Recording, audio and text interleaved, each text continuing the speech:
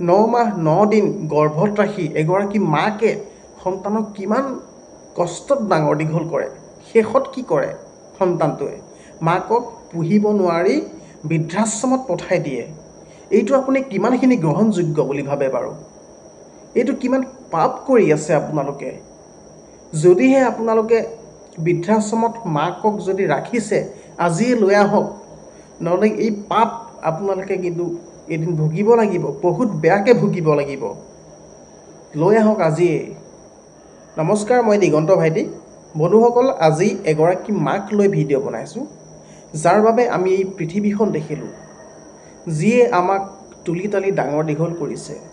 বন্ধুসকল, মই আজি এখন বৃদ্ধাশ্ৰমত গৈছিলোঁ আৰু বৃদ্ধাশ্ৰমখনত গৈ মই বহুতো আইতা দেখা পালোঁ। আইতাসকলক দেখি মোৰ এনেকুৱা অনুভৱ হৈছে, বন্ধুসকল, তেতিয়া ভাবিছোঁ মই যে মানৱ ৰূপী যে দানৱ আছে এই পৃথিৱীত, মই আজিহে বিশ্বাস কৰিছোঁ। কিন্তু মই সেই আইতা দুগৰাকীক মই সুধিলোঁ যে আইতা, আপোনালোকে ইয়াত কিয় আহি আছে? আইতা দুগৰাকীয়ে মোক কি কৈছে জানেনে? বোলে, বোপাই, মোক মোৰ ল'ৰা ছোৱালীয়ে নাচায়, মই কি কৰিম, মই কেনেকৈ খাম, মই ক'ৰ পৰা খাম? মোৰ কিমান দুখ লাগিল বন্ধুসকল। মই আইতা দুগৰাকীক সুধিছোঁ যে আপোনালোকৰ সন্তান আছেনে নাই? বোলে আছে, চাকৰি কৰে, চৰকাৰী চাকৰি কৰে। মই তেওঁলোকক এটা প্ৰশ্ন কৰিব বিচাৰিছোঁ, আপোনালোকক জন্ম দিছে কোনে? মাকে। মাকে যদি জন্ম নিদিয়া হয়, আপোনালোকে এইখন পৃথিৱীত আহিব পাৰিলে হয় জানো? কেতিয়াও নোৱাৰে আহিব। গতিকে সেই জন্ম দিয়া মাকজনীক আপোনালোকে কিয় দুখ দিছে? এইটো আপোনালোকৰ কিমান পাপ, এটা কিমান ডাঙৰ পাপ কাম কৰি আছে। আপোনালোকে গম পোৱা নাই, কিন্তু বহুত পাপ কাম এটা আপোনালোকে কৰি আছে। যোনে যোনে মাকক বৃদ্ধাশ্ৰমত পঠাইছে, তেখেতসকল কিন্তু বহুত পাপৰ ভোগ এদিন ভুগিব লাগিব। এতিয়া নহয়, মৃত্যুৰ সময়ত হ'লেও এই পাপ তেওঁলোকে ভুগিব লাগিব। এই শাস্তি তেওঁলোকক ওপৰৱালাই দিব। আৰু যিগৰাকী মাতৃয়ে আপোনালোকক জন্ম দিছে, গোঁৱত পচি মুতত পচি কিমান কষ্টত ডাঙৰ দীঘল কৰিছে আপোনালোকক, শেষত আপোনালোকে কি কৰিছে? সেই মাকজনীক বৃদ্ধাশ্ৰমত পঠাই দিছে। এইটো কিমান এটা ডাঙৰ ভুল কাম কৰিছে আপোনালোকে। কিমান ডাঙৰ আপোনালোকৰ বেয়া নালাগেনে? নিজৰ মাকজনীক আপোনালোকে ৰক্ষণাবেক্ষণ দিব নোৱাৰে, খোৱাব পিন্ধাব নোৱাৰে নেকি?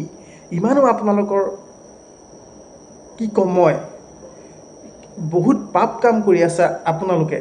যদিহে আপোনালোকে মাকক যদি বৃদ্ধাশ্ৰমত পঠাইছে, এইটো কিন্তু বহুত পাপ কাম কৰি আছে।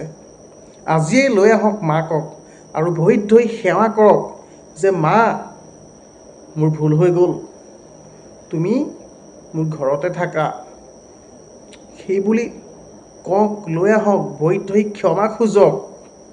মই এইটোৱে কৈছোঁ, মাকৰ সমান হ'ব নোৱাৰে কোনো। মাকেই ভগৱান, মাকেই ভগৱান হয়। এইখন পৃথিৱীত ভগৱান বুলিবলৈ অইন আৰু কোনো নাই। নিজৰ মাকে যদি এটা শাও দিয়ে নহয়, আপুনি গোটেই জীৱন কিন্তু ভুক্তভোগী হ'ব লাগিব।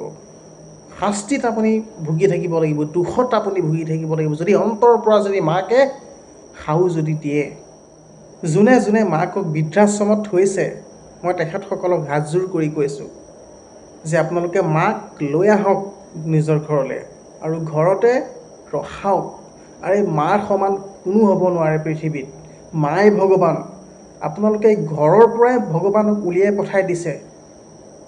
গতিকে আজিয়ে লৈ আহক আপোনালোকে। সেইটো ভুল নকৰিব কোনো কাৰণত। এদিন দুখত পৰিব আপোনালোকক, মই কৈছোঁ। গতিকে বন্ধুসকল, ভিডিঅ'টো যিমান পাৰে শ্বেয়াৰ কৰক, যাতে বৃদ্ধাশ্ৰমত যাতে কোনো নাৰী যাতে থাকিব নোৱাৰে আৰু নালাগে থাকিব, নিজৰ ঘৰতে থাকক। আৰু যদি বন্ধুসকল ভিডিঅ'টো ভাল পালে শ্বেয়াৰ কৰক, লাইক কৰক। ভিডিঅ'টো কেনে পালে মোক কমেণ্ট কৰি জনাওক। আৰু আজিলৈ ধন্যবাদ। জয় অসম। নেক্সট ভিডিঅ'ত আকৌ লগ পাম।